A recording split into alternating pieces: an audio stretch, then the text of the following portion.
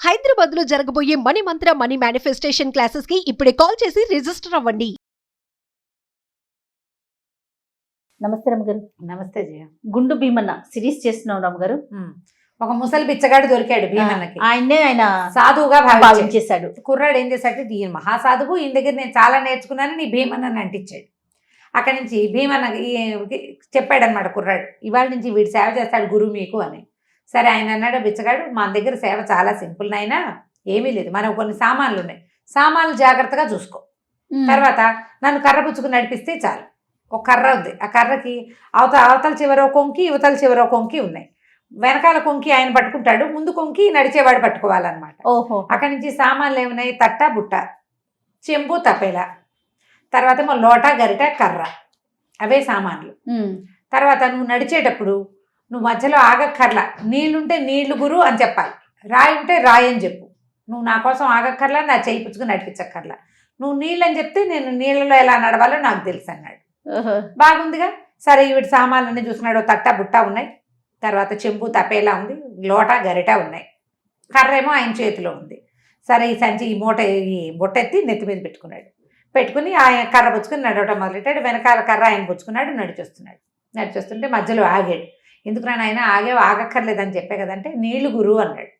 నీళ్ళ? సరే నీళ్ళల్లో ఎవరైనా నడుస్తున్నారా అని అడిగాడు బిచ్చగాడు. అడిగితే ఆవులు నడుస్తున్నాయి గురు అని చెప్పాడు. సరే అయితే మనకంటే ఆవులు నడుస్తున్నాయి అంటే అవి మునగవన్నమాట. బిచ్చగాడి తెలివితేటలు చూడలేని వాళ్ళు అందులకి భగవంతుడు ఒక తెలివి పెడతాడు. ఆవులు నడిచి అవతలకి వెళ్ళిపోతున్నాయి అంటే మనం కూడా నడిచి వెళ్ళిపోగలం, ముందు ఎలాగో వాడు పట్టుకుంటాడు. అక్కడి నుంచి సరేనన్నాడు. ఆ వెనకాల ఆయన కర్ర పుచ్చుకున్నాడుగా, వీడు నడుచుకుంటూ పోయాడు నీళ్ళలోకి. ఇద్దరు నీళ్ళల్లో నడుస్తుంటే ఏమైంది, వీడికి భీమన్న కాలికి ఒక రాయి తగిలింది. రాయి గురు అన్నాడు కానీ ఏం చేశాడు, దబిక్కిని ముందుకు పడ్డాడు. ఓహోహో. బుట్ట వీడి ఎత్తి మీదే ఉంది కానీ వీడు కర్ర వదిలిపెట్ట, నీళ్ళలో పడంగానే ఆ కొంకితో లాగబడి ఆ బిచ్చగాడు గస్తా నీళ్ళలో పడిపోయాడు. ముందు వాడు పడిపోయాడు అనుకో, వీడిని పట్టుకుని ఉన్న వెనకవాడు ఆటోమేటిక్గా పడిపోతాడు. వీడు కంగారు పడి లేచి బుట్ట తట్ట మళ్ళీ అన్ని సరి చూసుకుని సామాన్ ఎత్తి మీద పెట్టుకున్నాడు, కొంకి పుచ్చుకున్నాడు, కర్ర పుచ్చుకున్నాడు. కర్ర వెనకాల బిచ్చగాడు లేడనే విషయం చూసుకోలేదు. ఈ బిచ్చగాడు నీటి ప్రవాహానికి కొట్టుకుపోయాడు. ఆయన నీళ్ళలో పడ్డాడట, కళ్ళు కనపడితే వేరే వ్యవహారము, పైగా అదాట్న నీటిలో పడేసరికల్లా కంగారు వస్తుంది. నీళ్లు లోతు లేవు, మనం నడవగలిగేంత ఉన్నాయి అనేది చూసిన వాడి వ్యవహారం వేరు, చూడలేని వాడి వ్యవహారం వేరు. పాపం ఆయన ప్రవాహానికి ఓ పక్క కొట్టుకుపోయాడు, చిన్న నీరు కాలవది. ఈయన వీడేం చేశాడు, ఈ కర్ర పుచ్చుకుని వెనకాల మనిషి ఉన్నాడు అనుకుని నడుచుకుంటూ వచ్చేసి చూసేసరికల్లా ఏమైంది, వెనకాల ఎవరో పట్టుకున్నారు ఈ సంచి. వీడు కింద పడ్డాడు కదా, బుట్ట పడేసరికల్లా బిచ్చగాడి వెనకాల ఆయన సంఖకి ఒక జోలు ఉంది బిచ్చగాడికి. ఆ బిచ్చగాడు పడిపోయాడు కదా, దీనికి ఒక కొంకి ఉందిగా కర్రకి, ఆ కొంకికి తగులుకుని ఉంది. అందులోకి ఈ నీళ్ళలో పడేసరికల్లా ఓ పాము కాసిన చేపలు పడ్డాయి ఆ సంచిలో. వీడేం చేశాడు, గట్టిగా పుచ్చుకున్నాడు కదా ఆ కొంకిని. ఆ కొంకి పట్టుకుని సంచిని మెలిపెట్టి పట్టుకునే సందట్లో ఏమైంది, ఈ సర్పం కాస్త ఆ కొంకి మెలికలో పడింది దాని తల. అది పైకి రాబోయింది. వీళ్ళు లేవదీసి ఆ కర్ర మెలిపెట్టి పుచ్చుకునేటప్పుడు ఆయన పుచ్చుకోలేడు, ఆయన గుడ్డివాడు అనే ఇంగితం లేదు, వీడు బ్రెయిన్ తక్కువవాడు కదా. ఆ మెలికలో పడి పాము ఇట్లా పడగెత్తింది, ఆ మెడ పట్టేసేసింది, అది అట్లాగే చచ్చిపోయింది. ఓహో. వీడు ముందుకెళ్ళేసరికల్లా ఈ కాలువ దాటేశాడు, ఊళ్ళోకి అడుగు పెట్టాడు.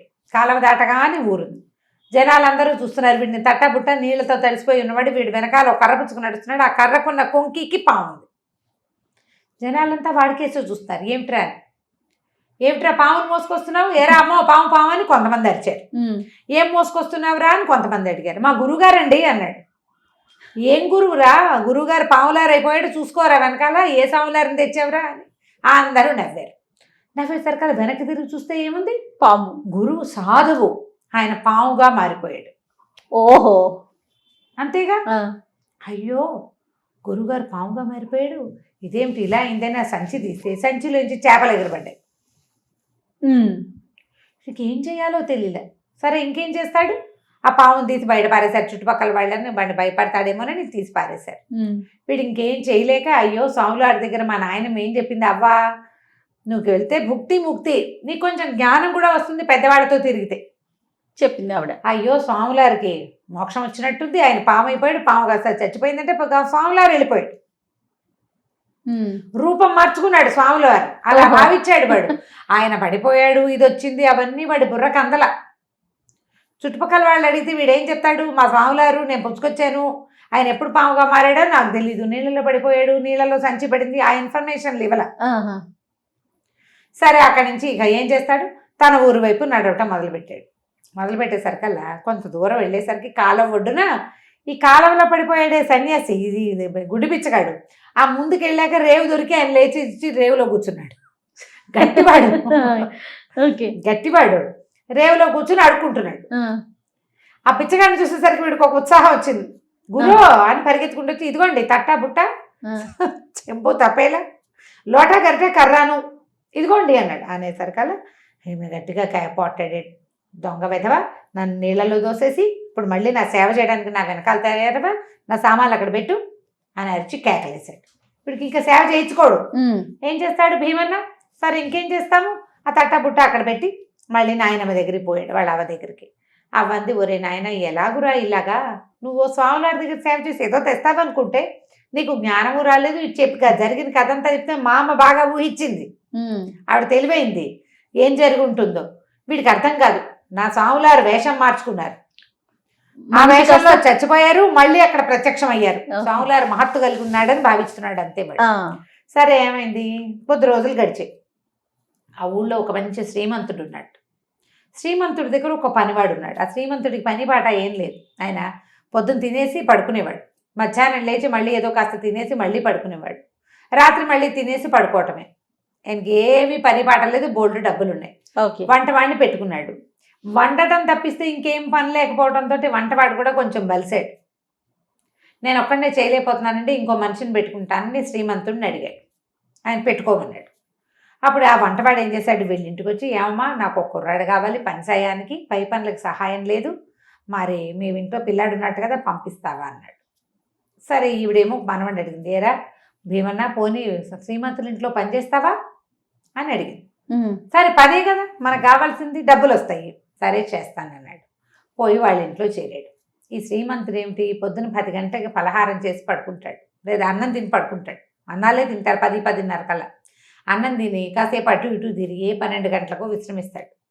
3:30-4 గంటలకు లేచి నా పలహారం ఎక్కడరా అంటాడు మళ్ళీ.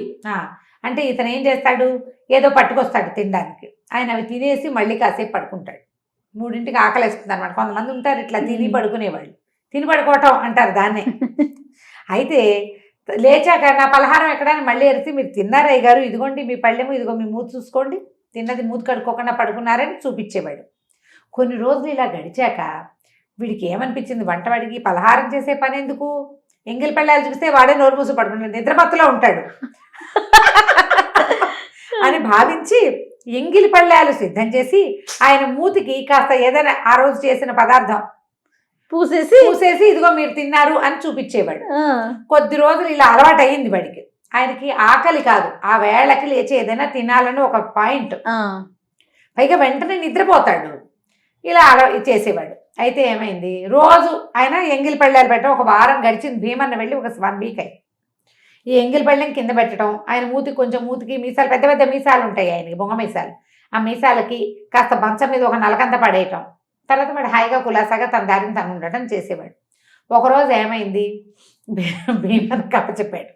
భీమన్నకి అప్పచెప్పి, ఒరే ఎంగిలి పళ్ళాలు కింద పెట్టు, ఇందులో ఉన్న తేనె, నెయ్యి అయ్యగారి మూతికి రాయి అని చెప్పాడు. మూతికి రాయమన్నాడు. సరే వీడు వచ్చి పళ్ళాలు కింద పెట్టాడు.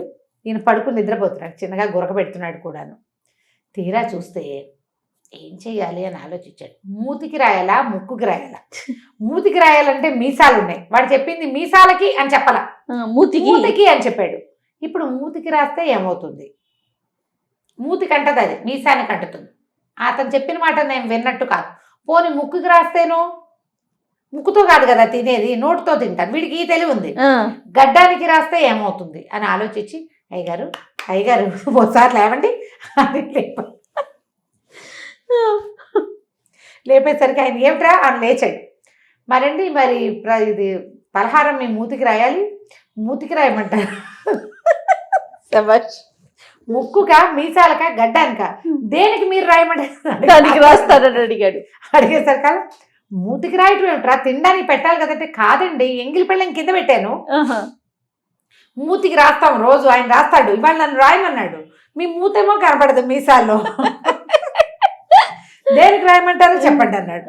అనగానే ఆయనకు ఒక క్షణం, ఏమిట్రా ఏం పెట్టావు కింద అన్నాడు. ఎంగిలి పెళ్ళం కింద పెట్టానండి. అయితే నేను తినలేదుట్రా అన్నాడు. మీరు తినలేదండి, రోజు అలాగే పెడుతున్నాము, ఇవాళ కూడా నేను పెట్టడానికి పట్టుకొచ్చాను, సందేహం వచ్చింది అడగాలి కదా, చూడండి మరి సందేహం గురించి చేసుకోవద్దు, అందుకని మిమ్మల్ని లేపడితే మీరు చెప్తే మూతికి రాయమంటారు, మీసానికి రాయమంటారు, ముక్కుకో గడ్డానికో రాయమంటే అక్కడ రాస్తారండి అన్నాడు. అనగానే ఆయన వెంటనే తన వంటవాడి చేస్తున్న మోసం అర్థమైపోయింది.